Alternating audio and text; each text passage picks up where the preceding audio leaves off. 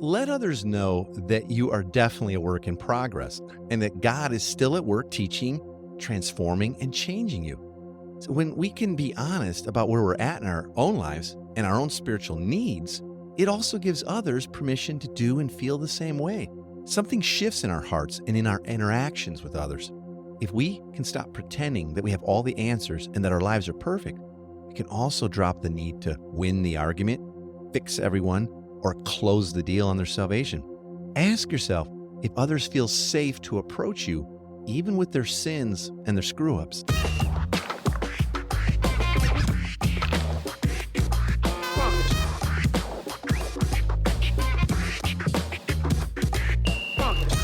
Welcome to the Everyday Disciple Podcast, where you'll learn how to live with greater intentionality and an integrated faith that naturally fits into every area of life. In other words, discipleship as a lifestyle. This is the stuff your parents, pastors, and seminary professors probably forgot to tell you. And now, here's your host, Caesar Kalinowski. Hey Heath, here we are, man. Another glorious day, living the dream in the Pacific Northwest.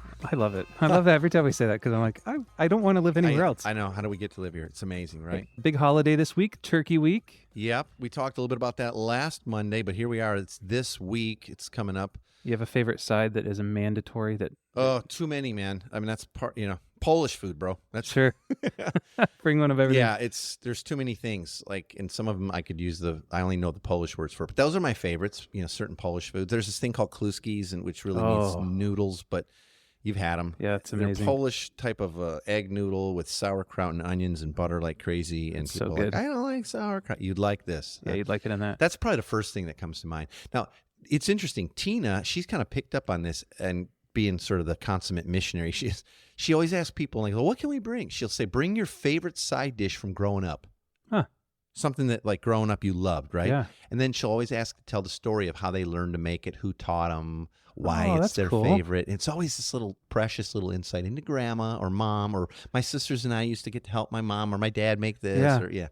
That is really funny. Yeah, pretty cool. I think the thing that the two mandatories for me, one is cranberry sauce, and I don't care if it's canned and cheap and gross or if it's the kind with the good berries. I just have you to like have cranberries. both and? Yep, both. Equally. Okay, Facebook group, cranberry sauce, the canned gel with no chunks, or do you like with the berries and chunks? Because that's kind of like briefs or boxers. Yeah. And the other one that is mandatory, and it's harder and harder to find, is a straight rhubarb pie. I don't want strawberry rhubarb. See, you and I are brothers from another mother. We've talked about this. Yeah, I don't want strawberries in my rhubarb pie. No, just rhubarb.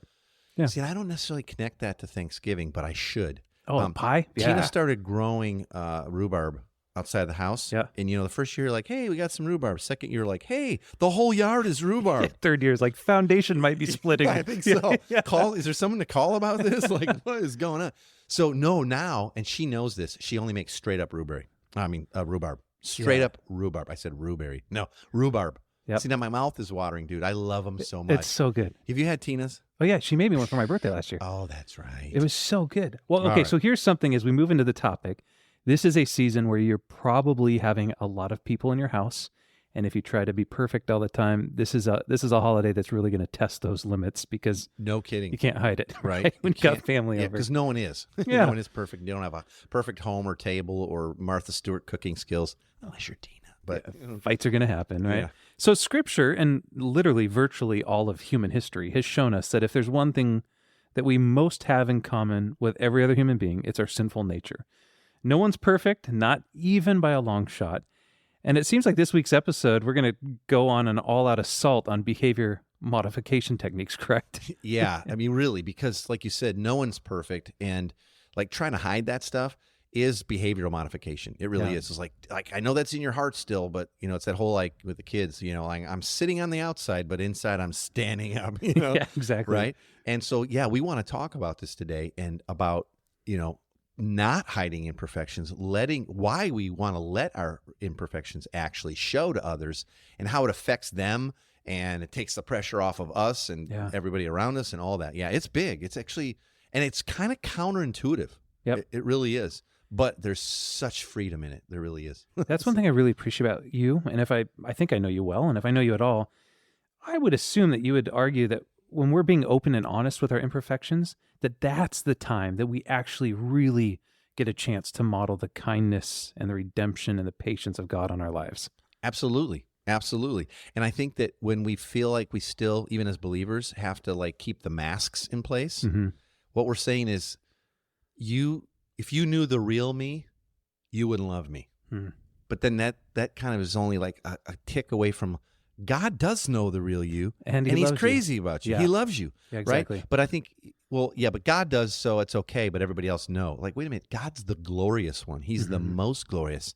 And so when we've got his approval and we know he loves us enough to send his son to die in our place, like, oh my goodness, like we are set free. So absolutely, when we let our imperfection show, when we let our redemption show, I used to say, like, just let your freak flag fly, just let people see the real you. Yeah. Because then you don't have to ever wonder, like, is my mask in place? How did I say that? Or whatever. You're free and you're modeling, you know what? God's glorious and he loves me like crazy and I don't have to hide. And guess what? Neither do you. Yeah, right. Absolutely. And that's such a picture of the gospel, because God does know us, and he knew us in our depth of our worstness. He still sent his son, right? And let's embrace that, and let's show people we really believe that it's transforming our lives. Yeah. One thing that you've talked about, and I know you've written on this a bit in the past too, is how often we let other people's sins both define them and divide a relationship, right? Yeah. How do we go about changing that? Because I don't want that to be the case. Yeah, but you're right. It is. It's like, think about it. And like, God's not this way. It says that in God, our sins are as far as the east is from the west, that he remembers them no more. It's not like, oh, he kind of sort of doesn't remember. No, he's chosen in his sovereignty to say, when your sins were forgiven, they were put away. And I think of you, Heath, and I go, what sin? Like, it's not like, oh, he's the guy, I forgave Heath of this, and this. That's how God thinks of Heath. Yeah. But, he's my son, so that's why I did it. They're long gone, yeah. No, it's like, what sin?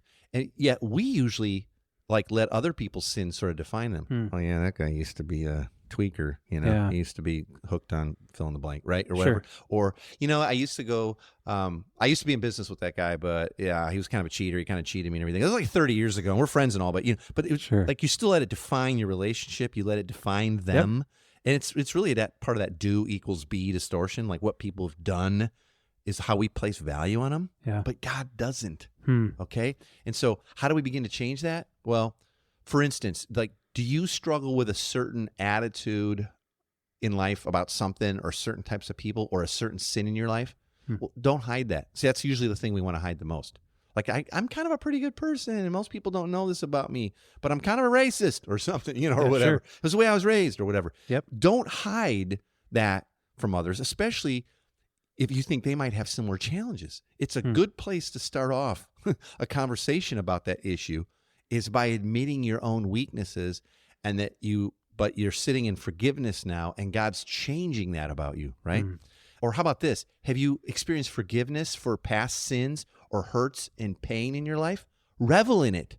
Instead of like, oh man, I sucked. And but no, revel in the fact that you've experienced forgiveness now, that's past, that God's not remembering.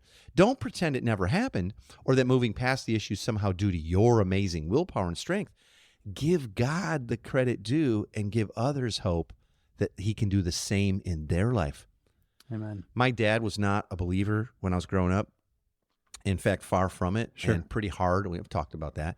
And but praise God, at about 50, he came to a true saving relationship with Christ and began to change radically fast. So cool. Like, it was crazy. Yeah. Right. But then year after decade after year after year, whenever we would say something to my dad or thank him for something or praise God for something in his life, he'd go like, well, yeah, praise God, but I was a drunk and a mean, and I'm like, Dad, every time he couldn't let it go, and he had a hard time flipping it. Yeah, that's true. But let's revel in the fact that that's not who you are now, and you're forgiven. Yeah, and I hear a lot of Christians do the same thing. Like, well, I'm such a sinner. It's like, no, you're actually a saint first and foremost. Yeah, amen. It's a lead swip. Revel in that and give God the credit due, because that's going to actually give hope. In fact, part of my own sort of really truly coming to like I'm laying down my life to Jesus was watching my dad change so much. Because though I was raised in the church and he was mean and wasn't a part of it, and I was a Christian, quote unquote, so I'd said the prayer a million times. I had never been discipled, and Jesus was certainly not Lord. But as a young man, when I watched my dad lay his life down and start to change so radically, and I knew it was God, had to be God, because all the fighting in the world hadn't changed anything, all the hopes and promises and, all these things. And so that gave me great hope. Wait a minute, if my dad, maybe me, right? Yeah. How about this? If you're waking up to new truths and insights from God and His Word, like share that stuff. You don't have to pretend and act like we have all the answers and have a lock on all biblical truth. So like when you're in the Word and something like seems like, I've read this a million times and probably I don't know how I've missed it, but today, boom, this is so new and fresh. It seems so simple. See, none of us were born with this knowledge, and we don't have to pretend that we were. Let others know that you're definitely a work in progress, and God is still at work teaching and transforming and changing you. And see, because when we can be honest about where we're at in our own lives and our own spiritual need, it also gives others permission to do the same, to feel the same.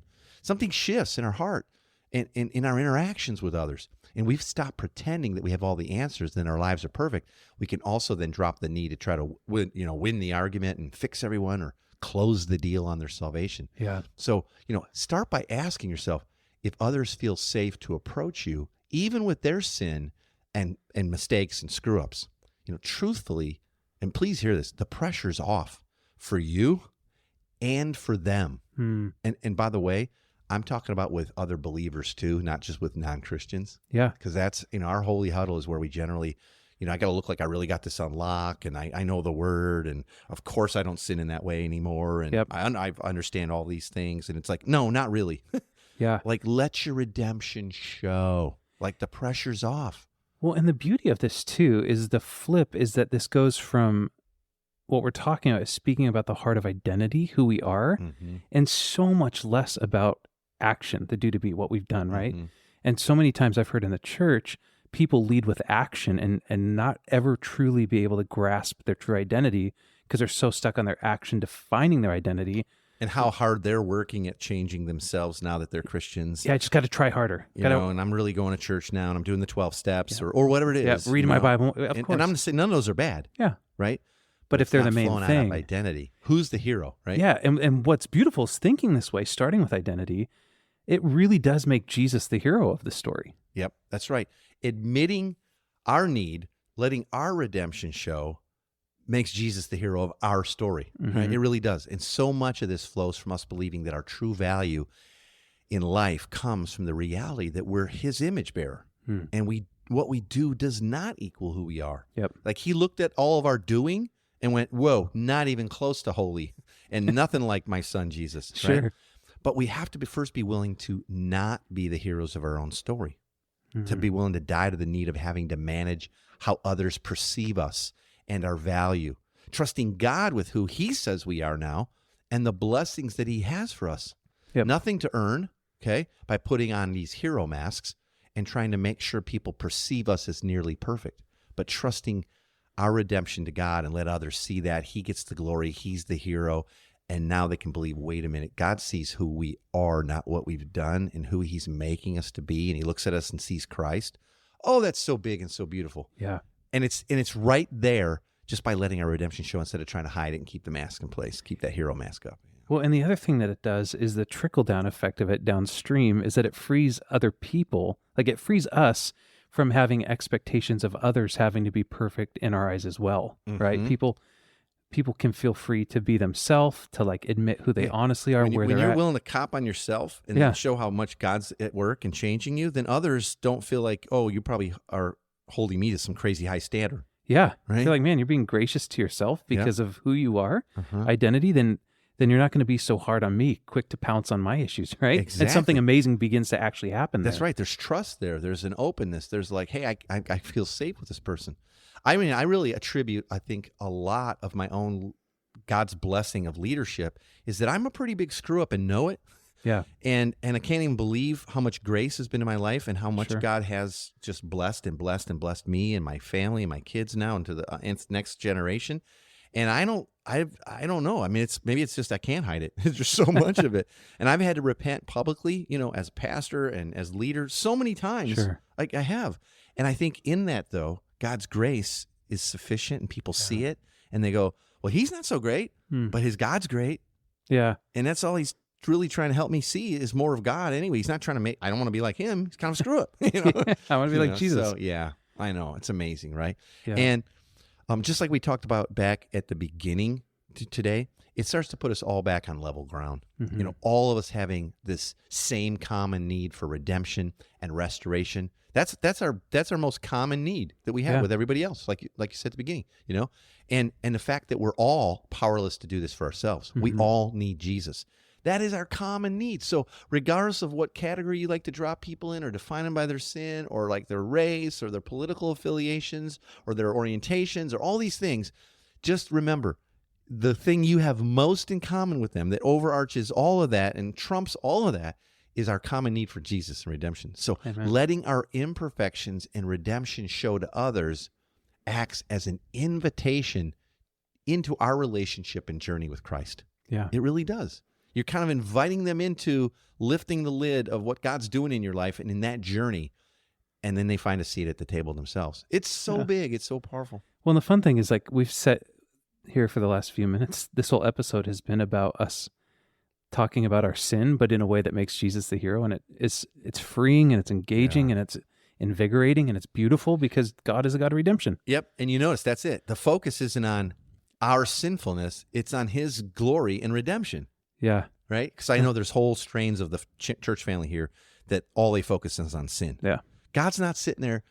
You know, Jesus isn't on the throne freaking out about sin in our life. Why? Because he's already paid for it on the cross. Yeah. It's already been put aside far away. Like, he's not freaking out about it, but we can be honest about the redemption that's happening, the restoration that's going on. When I used to focus so much on the sin, it was like a never-ending cruel game of whack-a-mole. Because when you start thinking you've got something figured out, something else pops up. And if you're just chasing that modification, it's going to exhaust you. And then everybody assumes you're chasing it in their life for them.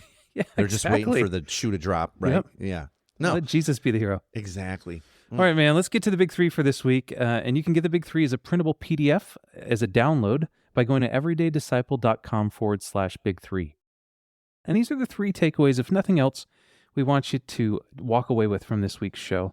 Caesar, what are the big three? Yeah, don't miss these. Real short and sweet today. Number one thing we have most in common with every other human being is our own sinful nature. No one's perfect, not by a long shot. By not trying to hide, though, our imperfections, we actually find ourselves on the same side with others instead of worrying about who's in and who's out. So it's a real leveler. Yeah. It's beautiful. Yep. Next, remember, it was when we were still in love with our sin that Jesus died for us. That's how God showed his great love for us, right? That's Romans 5:8. And that redemption and restoration within us is still happening today. Yep. Do you see yourself as a saved sinner or as God's child who still sins, but believe that it's all been paid for and washed away, and it's far from your relationship with God now? Yeah. That's mind-blowing, man. Number third, give God the credit due for the changes that are happening in your life and faith, right? That's back to making Jesus the hero of the story. This will give others hope that he can do the same in their life. Start living more openly about all of this with your spouse and others who are close to you and you really know. That's where you start, okay? And maybe you're not ready to do this at work or, stand up in front of the church and do it. We're not even suggesting that, but start doing it with your spouse and others close to you. Speaking about your own redemption is part of growing in your gospel fluency, by the way. Yep. And a bonus tip, please, please, please talk with your own kids about how God is still changing your heart and your life.